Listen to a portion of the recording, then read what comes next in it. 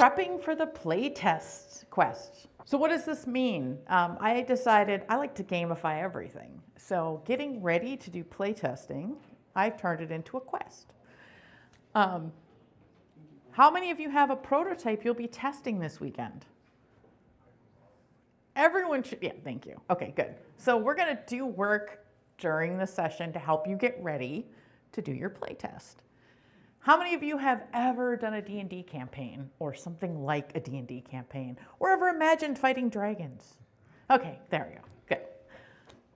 Well, I'm gonna use this as like a really generic Dungeons and Dragons campaign, but just imagine, you know, in any kind of campaign, you're going on a quest, you have some members, and when you start out, I like to be the fighter, I like to kick butt. And when the fighters start out, you have this crappy sword that might break when you hit somebody and leather armor. So that's what we're starting with. Okay, what is your goal for the playtest? This is critical, the parallel, that when you're doing a big quest in Dungeons and Dragons, you don't go right for the big dragon, right? You don't start at the tavern, get all your buddies together. Remember, I've got leather armor and a crappy sword. Am I gonna go fight a dragon right now? The answer is no. Alicia's like, maybe. No, I don't have armor. I have armor up at home. That's Alicia's game. So when you're doing playtesting, I see a lot of times people try to do all of it in one playtest. That's the parallel. And it's not gonna work. Just like what's gonna happen if you go fight that dragon without doing all the other stuff first? You're gonna die. You're gonna, crash out in flames. So it's absolutely critical you pick one thing you want to get out of a playtest. Now that can change from playtest to playtest. I guarantee you will get more out of your playtest, and the people playing your game are going to feel better about it.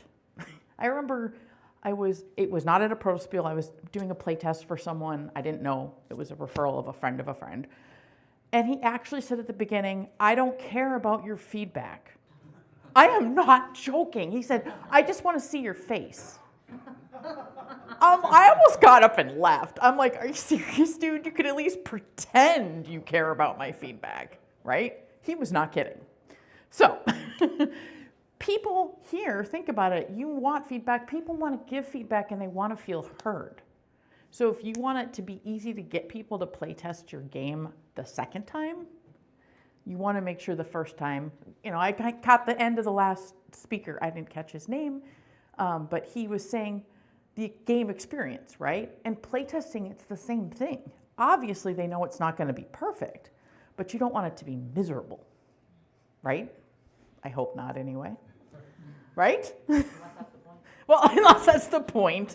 I'm just going to I need to track time. I don't want to go over into the next one. There we go. Okay. So what I'd like everyone to do is pick one game that you're planning on playtesting this weekend. You may have more than one, that's okay. Pick one and use it throughout this, because I'm gonna have you do exercises. The first thing is, what is the one thing you really wanna get, at least out of your first playtest? If you can only get one playtest with that game, what is it you want to find out? Examples would be, I know I struggle with player downtime between turns. I had a game I really struggled with that. So testing that.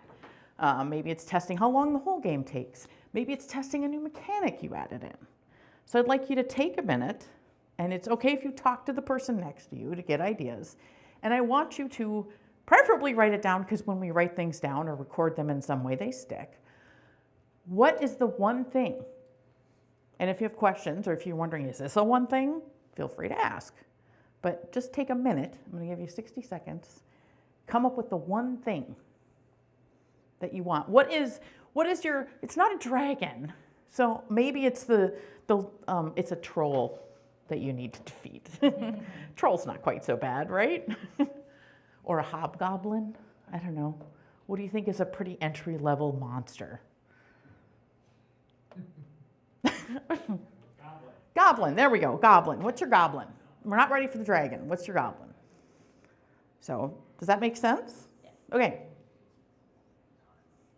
If you have questions, I'm going to wander around for a second.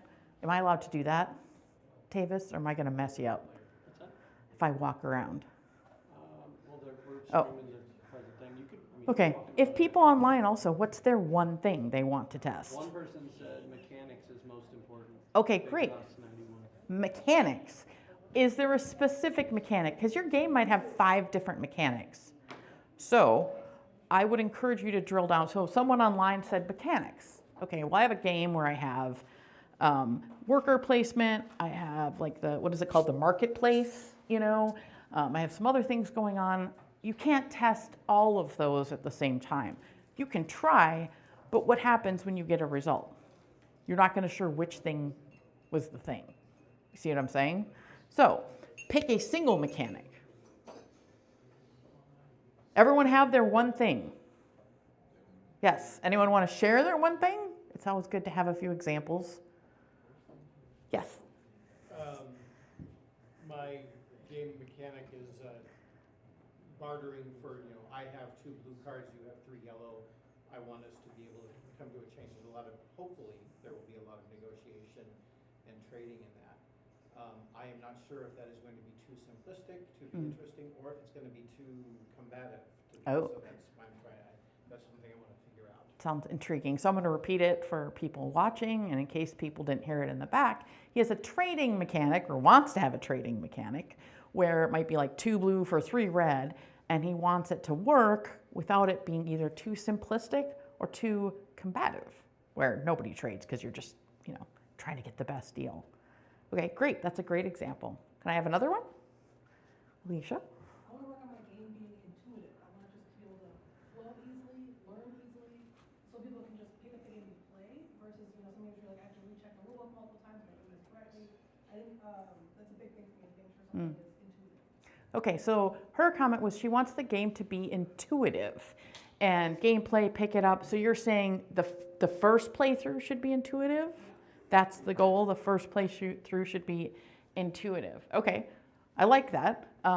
There's a couple different things that are going to feed into that. So think about those and maybe try to test one piece of it at a time. Because again, it's not just the goblin. Maybe you're already on to, it's not a dragon yet. I'm drunk. What? An owl bear. You're trying to go to the owl bear. Okay, don't go. Thank you guys. I was trying to blank. I should have had my D&D monster manual with me. One more, and then we're going to move on to the next thing. So there's. In 15 minutes of playtesting, does it capture the attention of the playtester and hold them there? They're waiting for the next round, the next turn. They're into it. Okay, so in 15 minutes of playtesting, and you mean actually playing, not you're describing, right? Okay, in 15 minutes of playing, has it grabbed their attention? Are they having fun? Which we're going to talk about. So yes, are they having fun? Is it enjoyable in some way? Okay, so everyone's got theirs now. Keep that in mind as we go through the rest of the exercises. So you've got one thing. Okay, so preparing for your quest. Now when I say what do you need to test it, think about what you need to have to test the piece you want to. So we'll start going in reverse order. You clearly need at least 15 minutes of their time, right? You need them playing the game for at least 15 minutes to see if that's working. So with Alicia, I don't know how long your game is, if it's a longer game or not, or if the rounds are complex. So think about what do you need from a playtester? What do you need them to commit to? You would say explanation, 15 minutes playtime, and a wrap up at a minimum. Maybe you need an hour. I don't know. But you want to set the expectation at the beginning versus waiting until the end. And then there was Gray. You had the first one, right? Which was sorry. Yeah, too simple. Okay, so is it something where you're going to want to see their reaction and tell them I don't care what you think? I know Gray. I know you would not do that. What do you think you need for that? I'm going to just need to sort of sit back and watch and zip my mouth shut. That can be hard. People can figure it out and just observe. Yep. And I like the idea of the time limit too. I'll say, let's play this for 20 minutes and then see if it works. Because, I don't know. My inclination would be to try for 20 minutes and then change one thing and say another 20 minutes. Kind of thing. But I don't know if that's No, so the comment is try it for 20 minutes. Say, okay, let's try this mechanic or try this thing for 20 minutes, see if it's working, and then tweak it. So if you go to fight the owl bear, we're not fighting the owl bear today, but let's say you're going to fight the owl bear and you fail the first time, what do? You regroup and you go back. So same kind of thing. This next one is really hard for people, but especially on Saturdays of proto-spiels. I don't know how many of you have been to a proto-spiel on a Saturday before. Can I see a show of hands? You know how crazy it gets, right? And everybody's trying to grab somebody to test their game, right? Isn't that, it's like, feeding frenzy. Mm-hmm. If you want to get the maximum attendance for yours, you want to have a single sentence.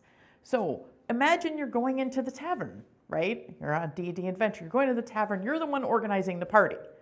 You don't go into the tavern and say, hey, would you like to walk endlessly in the woods for at least 3 hours grinding through XP so we can maybe fight a owl bear? How many people do you think are going to sign up for that campaign? Okay, nobody. Nobody's going to sign up for that campaign. It doesn't sound fun.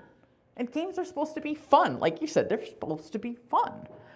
So it doesn't have to encompass everything, but what is the fun thing that's going to make me want to play your game? And this is especially useful when you get to the point of, again, I caught the tail end of the talk. I know I've seen him talk before about whether you're pitching it or selling it yourself. You need to know what the hook is that gets any player interested, right? Does anybody have a one-sentence pitch they'd like to share? It's okay if you don't. Yes, sir. I'll try and throw one together quickly. Sure. So it's an anime-themed pirate game where you will purchase, sell, and plunder goods in order to score points. Okay, so an anime-themed pirate game. I'm already intrigued because I love anime and pirates. An anime-themed pirate game where you purchase, plunder, and Bury treasure. bury treasure. So treasure with treasure. Plunder and treasure. Yep. Fighting and treasure. Yeah? Yeah. To win. Right. So, I'm interested. So you start to also pick up on what are the key things that someone's listening. If people's eyes light up when you say anime pirate, well, lean into it, right? If they're like, anime pirate, my reaction was excited.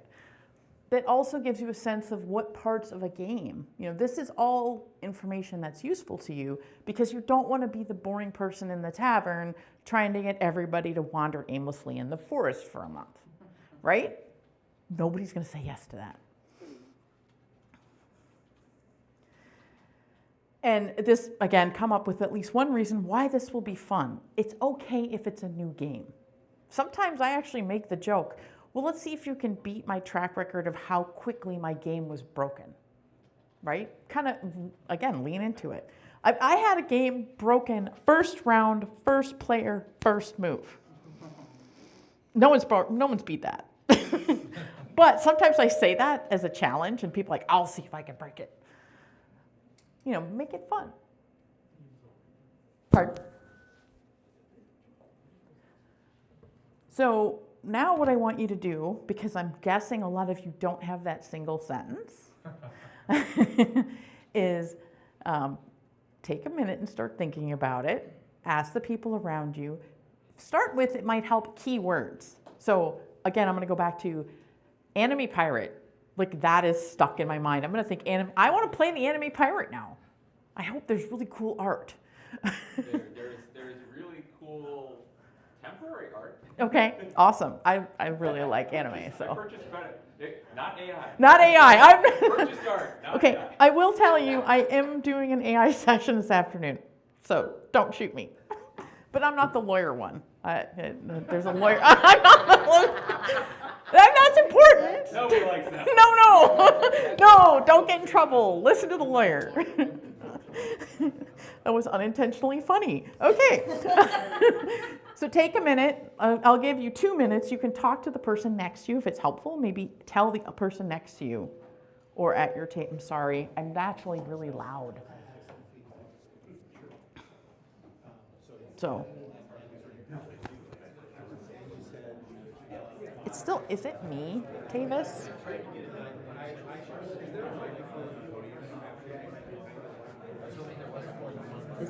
Is this, no, it's not on. I'm just loud.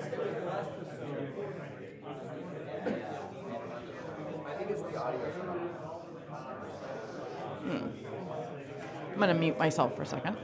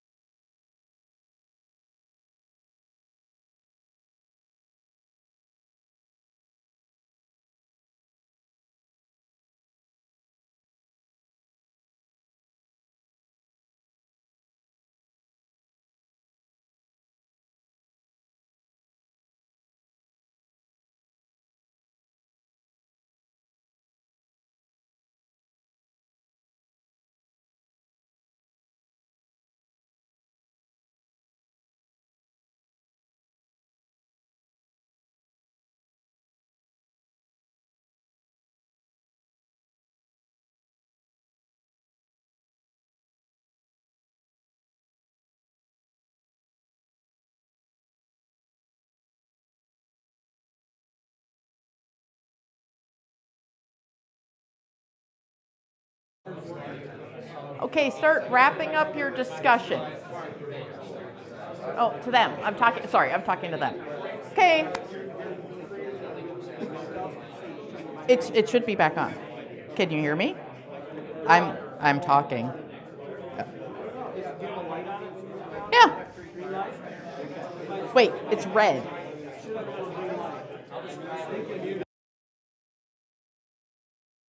Oh, there it is. Now it's green.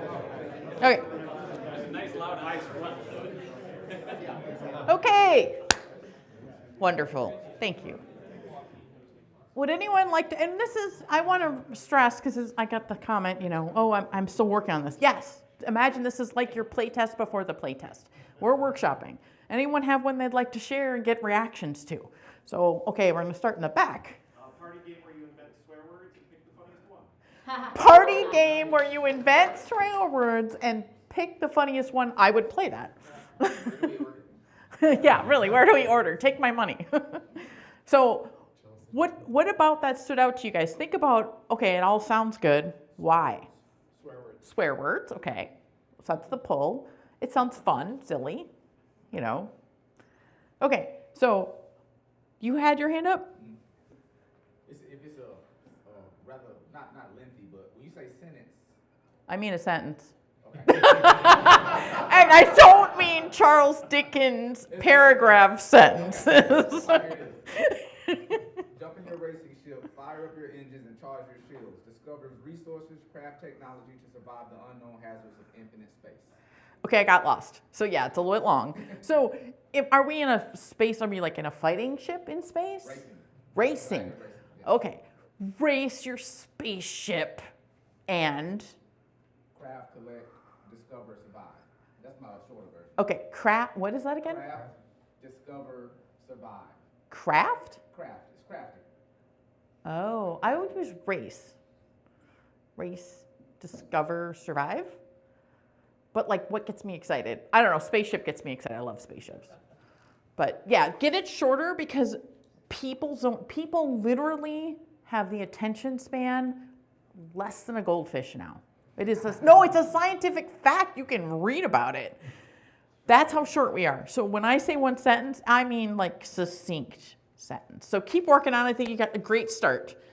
And you can ask people too when you're asking them to play test. Ask them for their ideas too. Why was it fun? Because you wanted the fun game in the first 15 minutes. Maybe ask them, what did you find fun about this? Give me 3 words. Let them do the work for you. Okay, I know there was a couple other hands up. So Gray, and then I'll take the gentleman back there. I think I have the right words, but I'm not sure about the order. Okay. Fast-paced, hidden art, puzzle, trading card race. Okay, fast-paced, hidden art, trading card puzzle. You're trading cards that are pieces of a big art. Okay, you're piece trading that you're trying to cards. put Okay. together, and you're trying to be the first one to put together a full piece. Okay. I almost kind of like the whole idea of like having some words you're kind of putting together because it plays into the idea it's a puzzle. So like I'm like, what does that mean? Sometimes it's okay for them to ask a follow-up question. It's really, this is sales. And what do you want people to say when you're trying to sell? Tell me more. I'd like to, well, you'd love it if they said take my money, but you know. Next best is tell me more. So you might even just give them like something that's a little bit of a mystery. Because to explain all of it, then you get into too long of a sentence. So I don't know, I'd play with that a little bit. Okay, and red shirt, yes. Yes, you have a red shirt. A strategy game of comical wedding warfare. A strategy game of comical wedding warfare. Yeah, I'd play that. Okay, way in the corner. All right. Gladiatorial combat game where the audience has a mechanical role to play. Gladiatorial combat game where the audience has a role to play? A mechanic. Yes. Okay. The audience are a mechanic. Oh, interesting. Okay, so that's a unique mechanic. Awesome. Anyone else before we move on? Anyone get stuck and they want some help? I'm also happy I'll be here all weekend, so I'm always happy to brainstorm. I love brainstorming. Okay. This other piece, major pet peeve of mine, is when you sit down. I literally this was at a pro spiel. I sat down to play test a game. The instructions lasted 50 minutes. 5-0. No. He just said no. Yes. Benefits of a blind play test where they have to read the rules versus you explaining it. Is there? Are you asking or are you saying? No, just as a discussion. Like, Blind. Okay, so. What would be better to start with? Okay, the comment is about blind playtesting, and for those of you who aren't familiar with the term, one second and I'll get to you in the back. For those of you who aren't familiar with the term, blind playtesting means you hand them the rule book and you do not answer any questions or help them in any way. It's as if you're not there, you're only an observer. You might even walk away so you're not tempted, because you'll be tempted, to say things. You have to be a certain point in your development to get to that, because it's going to not make anyone happy if you hand them a rule book that's crap. They're going to be annoyed and frustrated, and you don't want that experience. So I've seen people do a fair amount of playtesting before they'll get to the blind playtest. You could try it earlier and just tell people want to see how far you get. That might be the compromise to say, I'd like to see how far you can get without me talking. But there's a lot of people now who watch there's all those videos where 2 minutes about how to play a game, right? I don't even remember the channels. There's a bunch of channels now on YouTube. So I would discourage that because I think people are going to be annoyed unless it's part of the play test. I need to test the rules. Yeah, I was just going to say, at that point, you're testing the rule book. Right. You're not testing Yes, at that point you're just, okay, and I promise this gentleman in the far back that he gets to have a comment, so. So there's kind of a fair way to balance both options, aka option number 3. Make some reference cards. Test their ability to comprehend individual rules. How often do they reference back to it? Do they find it annoying? So that's a, And helps them analyze it. yeah, I tend to do that, and the suggestion was make a reference card with some key points and see if they have to keep referring back to it, if they struggle to understand it, do they use it, how do they react to it. So I actually do that generally with my playtests, and I find it useful. And there's a couple more hands up over here. Yes? Two quick comments on blind playtest, especially a protospiel context. The first one is consent, right? Say up front, hey, I'm going to be asking you to do a blind playtest. Are you okay with this? The other thing is, being respectful of their time and time boxing it, like you were kind of saying, which is, say, hey, we're going to do this for 10 minutes, 15 minutes. We'll see how far you get. I want to understand, what your comprehension of it, were you able to set up the game? Were you able to play the first round, right? Because in a protospiel, well, I'm going to stop talking.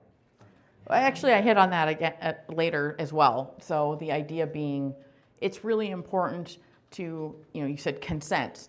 Make it clear what you're asking of them so they don't end up sitting through 50 minutes of instructions. And, there's lots of games they want to play. So you want their time. Occasionally, you might just have a game you need a 2-hour block. Tell them that. Some people are willing to do it. Some people are willing to give you the 2 hours. If you tell them in advance, don't sneak it in afterwards. No one likes that. And guess what? They're not going to test your game again. Now you've lost, instead of having an ally, like the previous speaker was saying, now you've lost that ally, and instead they're like, oh, don't play test that person's game. They're going to suck you in for 4 hours. That's like what's that really long battle game? The 4X. I'm drawing a blank. Eric, you were talking, where's Eric's? Yeah, Twilight Imperium, thank you. I have a friend that loves that game. Okay, one more comment from the back, and then we're going to move on. I have seen successful published games that have very time frames all over the place, and I've experienced them myself. I had one game take 5 minutes, one game 2 hours. What's a good way to convey that? Okay, so the question is, having an experience, even with published games, that the time frame can really vary. Well, if it's your first time playtesting this, like first time, I would be very upfront and say, I have no idea it's the first time. How long are you willing to give me so we can see? Be upfront about it. If you've playtested it 3 times, you'll have a range. Okay, this has gone from 10 minutes to an hour. Can I get at least a commitment of 45 minutes so I can see? So it's that transparency so people are opting in rather than being suckered in. Because I've occasionally had to just get up and leave playtests that have run over 2 hours, and they told me it'd be an hour and said, yes. Yeah, and another good point is to be kind of conscious and aware of the playtesters of, I'm thinking about a playtest where the game should have run in the range of an hour, and while the new rules were not, cost so much AP, they were just going forever, and it's let them off the hook and just yep. Okay. We can stop now. So, yeah, great point. If you have a change in the rules and suddenly you have analysis paralysis, and that can happen even with well-written rules, because just there are some people that just take forever. And I'm going to talk more about the actual experience in managing that piece. So I want to be clear, though, when you are starting the game, you should have practiced explaining it. And Steve just walked in, and Steve has gotten his explanation down to 5 minutes for your one game? Yes. Over the space of several years, I've gotten it down from infinite amount of time. Yeah, it used to be long. He was the 50-minute guy. Yeah, well, no, he wasn't. It wasn't him. But I mean, I've played a lot of Steve's games.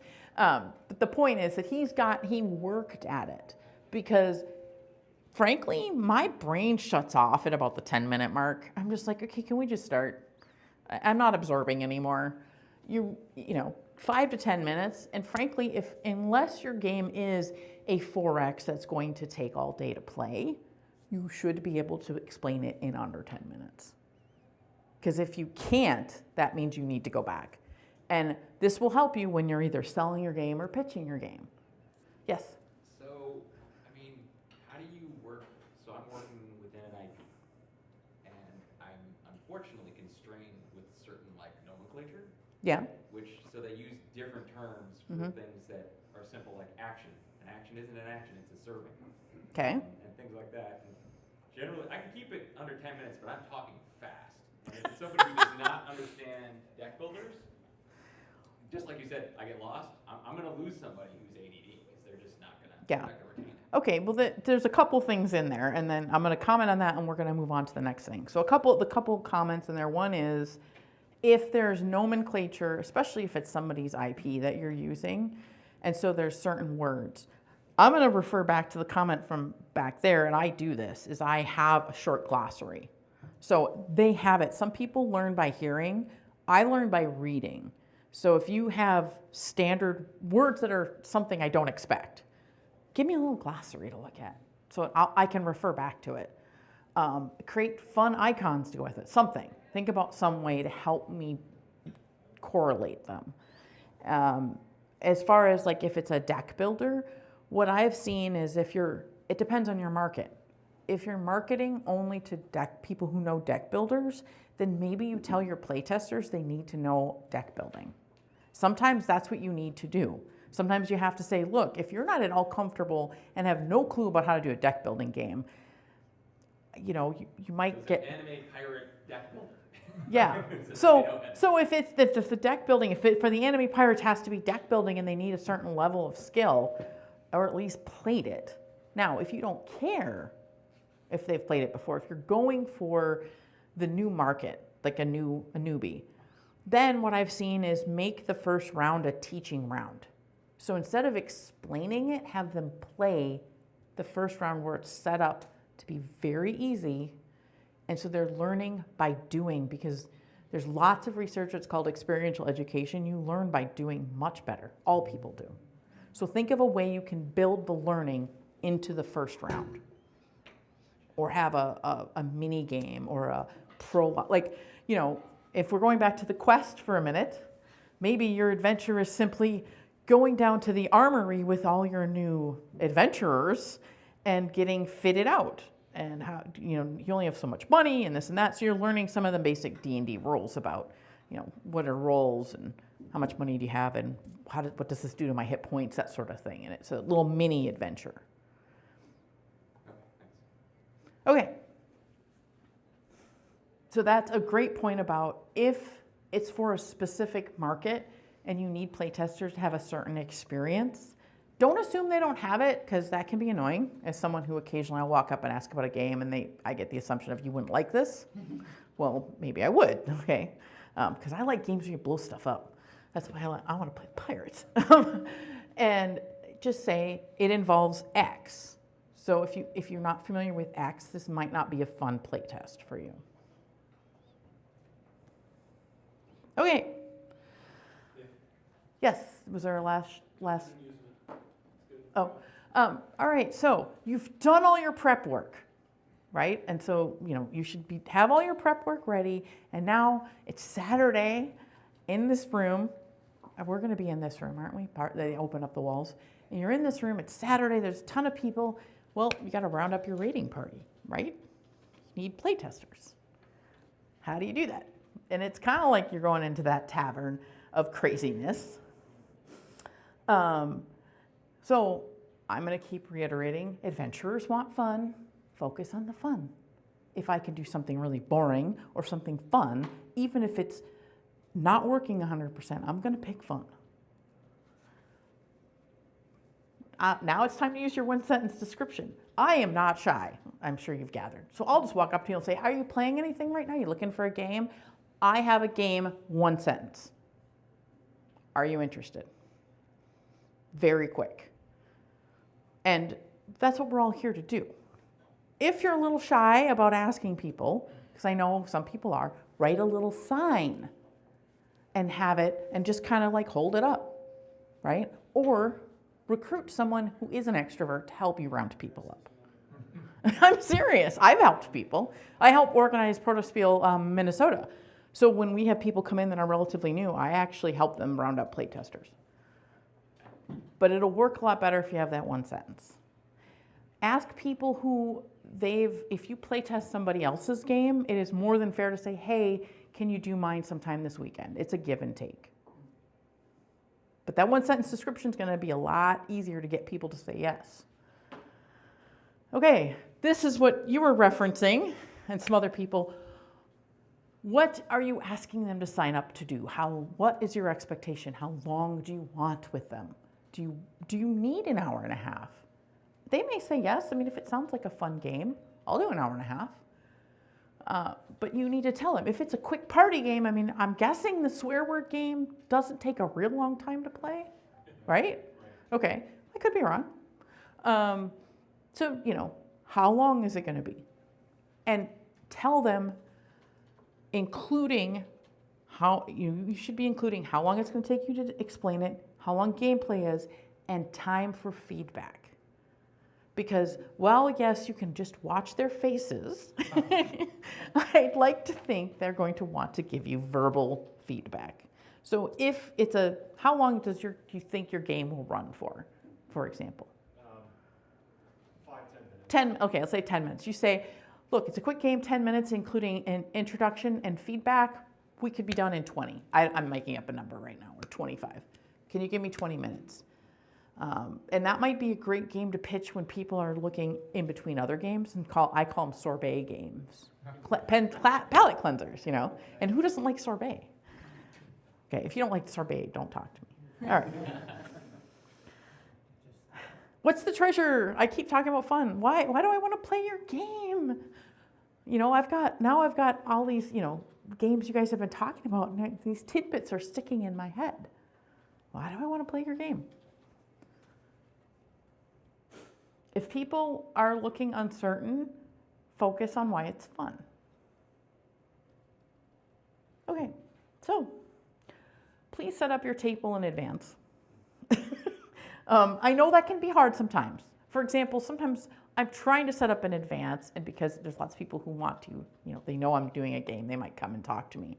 However, if possible, before you start recruiting players, so imagine if your DM, your dungeon master, you show up for game day for Dungeons and Dragons, and your dungeon master's like, okay, hold on, I've just got to write out what's going to happen today. And you sit there and watch them prep for today. Would you go back and play with them again? Would you? Okay, someone needs to say yes? No. So if possible, have it laid out and set up in advance. Then ask people. Now, if people come and you're setting it up and they ask about it, great. Nothing wrong with that. Allow time for introductions. It's kind of weird for me sitting down. Like, I am pretty social, but I know some people maybe, who is everybody at the table? Kind of get your name. And if you want to, you're comfortable, share your pronouns if that's something that's important to you. But it's weird sitting down with a bunch of people I don't know, and if my tag seems to be covered up by something, I don't know what to call anybody, and that's awkward. So, yes, Steve. It's good to take a moment to write down who your playtesters are, so that's probably a good time. So Steve's comment, and yes, for when you're documenting as the one running the playtest, you should be writing down who's tested your game, and then ask if they want to be referenced in the final rulebook. So you can say, playtested by. I have a question about that. Yeah. So for privacy reasons, Mm-hmm. when I playtested and when they get people's names, I would hand out slips of paper and I would say, please write down your name as you'd like to be credited. Oh, and your sure. email, and then hand it back to me. Mhm. Because if they say it out loud, they may be giving away information that they don't necessarily want in public, or they, especially in terms of emails, or can pass around a sheet. Sure. And I'm being a little extra paranoid there, but that's because of other communities I've been in. So I realize everyone in the game community is 100% legit and would never do anything bad. But I just say like that. Oh, bless your heart. It's just like a proto skill. So the comment is, somebody might not want to share it publicly. Yes, when it comes to, I personally have a sign up. Like, I have people write down their name, and if they want updates on the game, because pro tip, playtesters are great to help you market a game later, get their email address as well if they're willing to give it. What I'm talking about as far as introductions is, how would you like to be referred to during gameplay? If you want to say, I am the Grand Poobah Master of all you survey, might get old, but let's give a name, give me something. It takes not even a minute, and it's going to help gel it, because again, back to your comment, you want them to have fun. Well, you normally don't show up and play games with a bunch of strangers, right? You usually at least know their name. Do you see a theme here? 10 minutes. or less. And tell them what your goal is. Okay, remember we started with this. So if our goal is to go kill the goblin, right? We're not doing the owlbear, we're doing the goblin. We're gonna go kill the goblin. Well, wouldn't you want your raiding party to know that you're going to kill a goblin? Right? So tell them, this is the thing I'm testing. I mean, we're at a proto-spiel. This is the one thing. If there's anything you could give me feedback around this item, I would really appreciate it. You know, preferably hold your comments till the end, but they might have something during the middle. When I say hold your comments, I mean the playtesters. Yes? So this is especially important if you have like a bunch of like people who are playtesting who are like dedicated playtesters or people from like cities from the community right, who aren't like people in this room and designers. And maybe it's their first proto spiel and they're playing the game to win when really you're like, I just need to know if we can get through turn 3.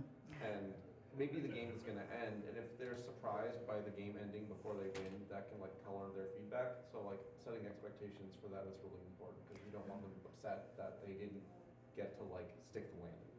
That's a great point, which is, you know, in a proto-spiel setting, generally people know, okay, we may not finish the game. And I probably say half the things I test, you know, for someone else, they don't finish the game, right?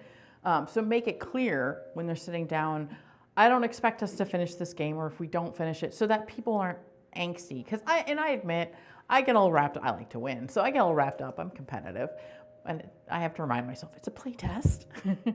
But setting that expectation in advance is important.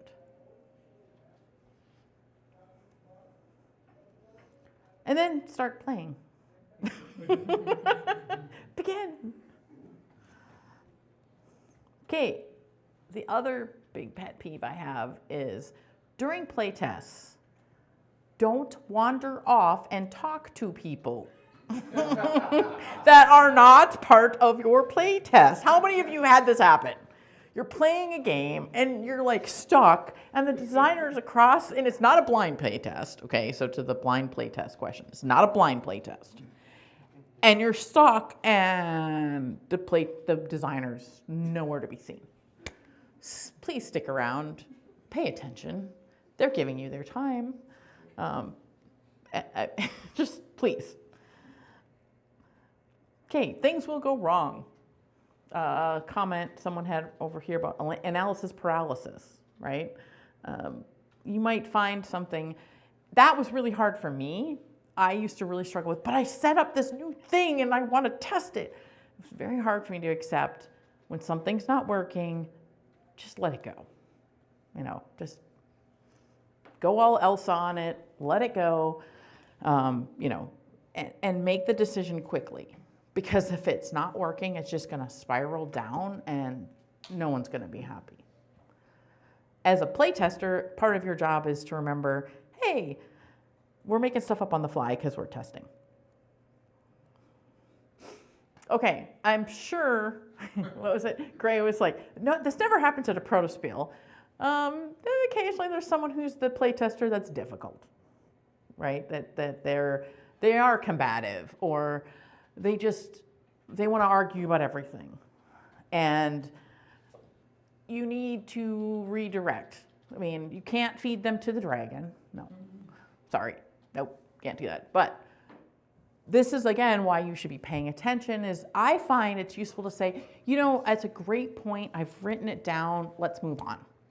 You know, acknowledge what they're saying, but say, I've heard you. I've got it. Let's keep going so we can test other things. You know, if they're getting really combative, it might be like, okay, what's the part here that's really frustrating you? Because maybe they're just frustrated, right? Do a yes and. Anybody do improv? Okay, yes and, right? Like you say, yes, I hear what you're saying, and to move it forward. Redirect them. Which you can't do if you're standing across the room. Yes? To that point, I've had, after this pro spiels, I've had playtesters come in, and part of that vetting, like you said, with the deck builders, like if you don't know this, don't do that. Right. But I've also done that vetting initially where you come in and say, look, I love to break games. Mm-hmm. So regardless of what my goal is for trying to test part of the game, they just want to see where it's broken. Mm-hmm. And actually, I love that. I can find that can be a great redirect right off the bat. Mm-hmm. The rest of us are testing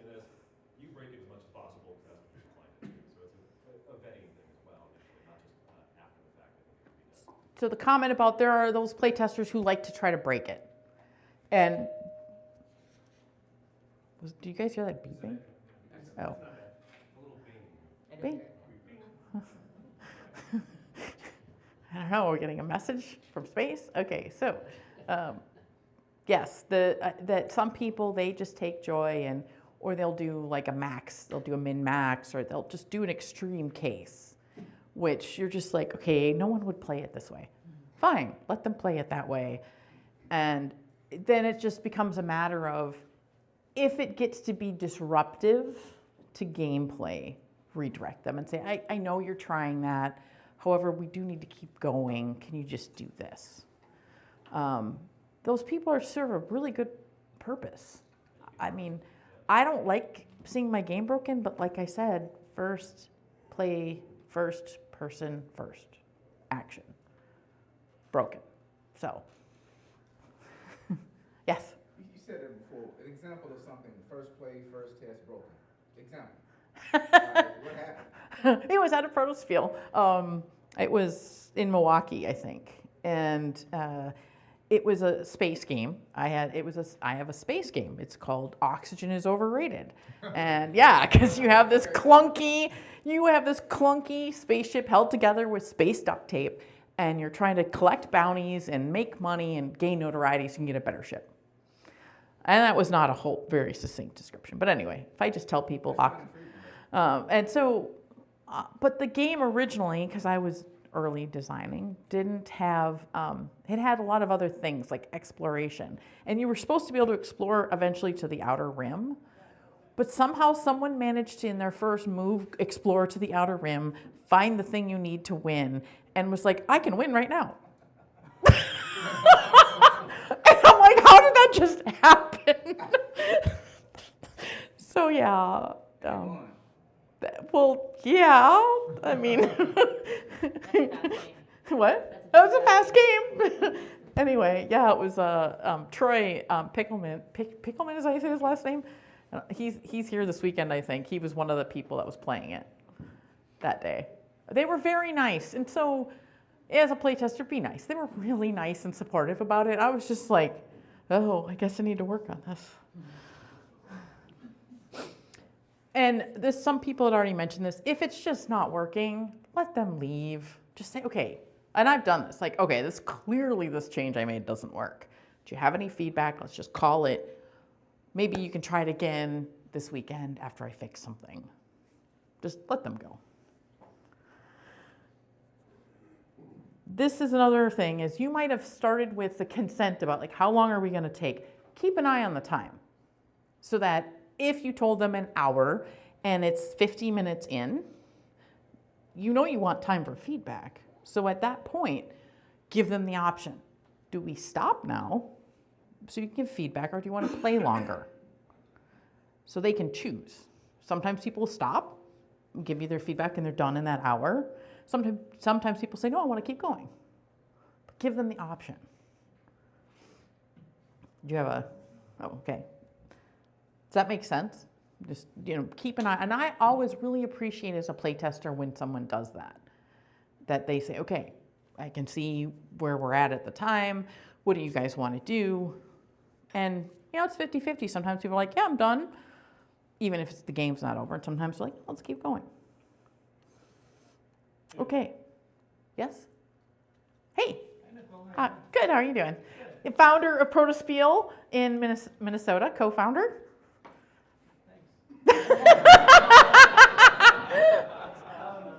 I just thought everyone should know. I just want to go back to your previous slide. Oh. The point you made about if people are clearly not having fun, feel free. And really, I want to I think you made the point a little bit, but I just want to reiterate it.